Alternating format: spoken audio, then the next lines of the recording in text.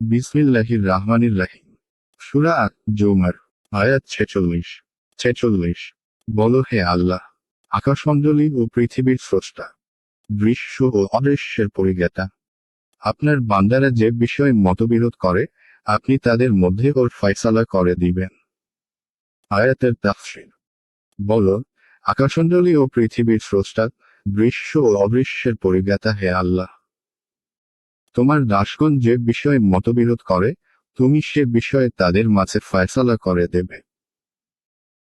এক হাদিসে এসেছে যে, নবী করিম সাল্লাল্লাহু আলাইহি ওয়াসাল্লাম রাতের তাহাজ্জুদ নামাজের শুরুতে এই দোয়া পড়তেন, অর্থাৎ, হে আল্লাহ, হে জিবরিল, মিকাইল ও ইসরাফিলের প্রভু, হে আকাশমণ্ডলী ও পৃথিবীর সৃজনকর্তা, হে দৃশ্য ও অদৃশ্যের পরিজ্ঞাতা, তুমি তোমার বান্দাদের মাঝে মীমাংসা করো যে বিষয়ে ওরা মতভেদ করে।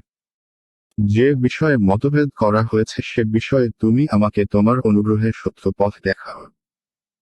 নিশ্চয় তুমি যাকে ইচ্ছা সরল পথ দেখিয়ে থাকো। মুসলিম, আবু দাউদ 767, মিশকাত 1212 নং।